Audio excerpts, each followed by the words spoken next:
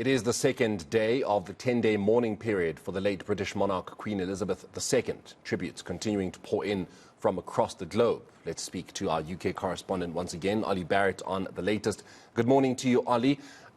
Of course, there's a lot that's said to be happening in this 10-day mourning period. I mean, I'm going to look at it from a sporting point of view as well, that certain fixtures, certain events have been postponed, have been cancelled. But then there are those that haven't been cancelled, and that's because the British monarchs, the guidance at least, the mourning guidance, essentially says that is up to the different institutions what it is they want to do with their fixtures. I mean, anything else outside of sport that follows that kind of guidance as well?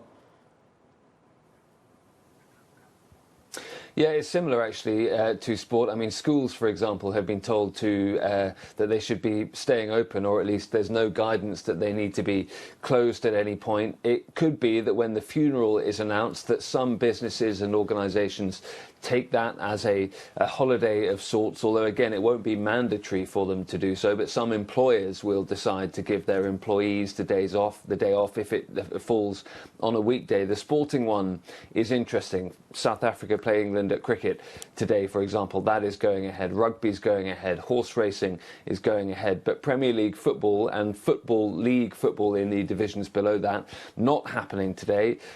I know two young teenage boys who aren't playing football this weekend as well, because even down at grassroots level, that football is being postponed as a mark of respect as well. And that's caused some controversy, because some are saying, why are other sports going ahead and football isn't? It appears that the Football Association in this country has taken the decision that the sport in England hasn't yet had a chance to pay its respects, just because of when the fixtures have fallen. So it believes that this weekend is the right weekend to pause. But some critics are saying, look, other sports are going ahead, and this could have been an opportunity, actually, with crowds in the stadia, to sing the national anthem or to pay tribute in different ways to the Queen and indeed to the incoming King. So it's a controversial decision. And just briefly to extend that point, if the funeral falls on next weekend, that raises further questions about the Premier League programme next weekend as well. So if you knock out 2 rounds of fixtures in a row, that doesn't just disappoint some fans, it also raises questions about income for people who work at and around football matches over the weekends. Ollie, obviously the monarch had been on the throne for 70 years. That is a number of generations of football that we've seen, sporting events that we've seen. Some sport hadn't even been around while the Queen had been on the throne. I mean, this is obviously something I would imagine is different and is unfamiliar to the people that are running sporting organizations or running any other kind of organization, that they're really not sure how it is they would approach it, or how best they would have to approach it.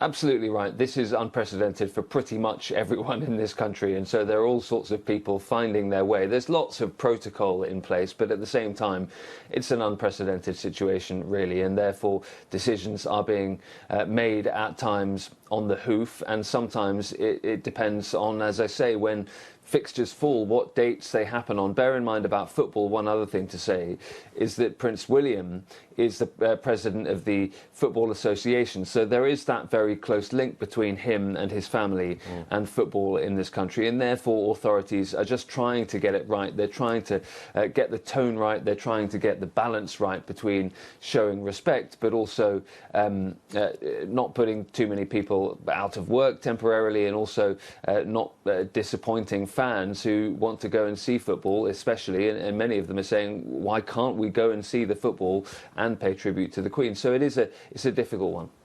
Let's speak about Prince William now, Ollie. Of course, he is set to assume the role of the Prince of Wales, of course, along with his wife, Kate Middleton, who is then the Princess of Wales as well. I mean, what does this mean for him with this new role? What does essentially it entail for those who perhaps do not understand the dynamics of such a situation that, again, is unprecedented? We've never, a lot of us, seen something like this.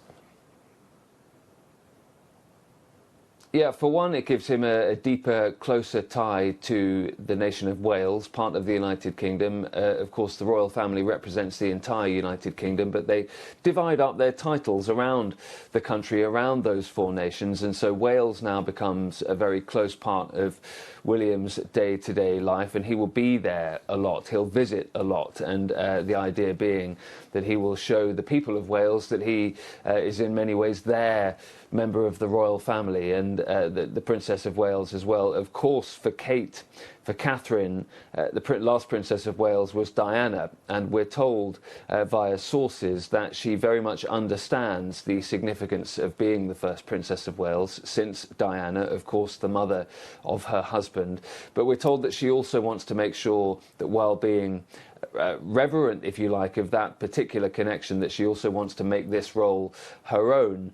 So I think we'll see a lot more of Catherine as well. We know that the Prince and Princess of Wales, as they now are, have campaigned on a number of issues that they feel are above politics, like mental health, for example. So I think we'll see more of that, backed by the extra branding, if you like, that goes with being the Prince and Prince of Wales.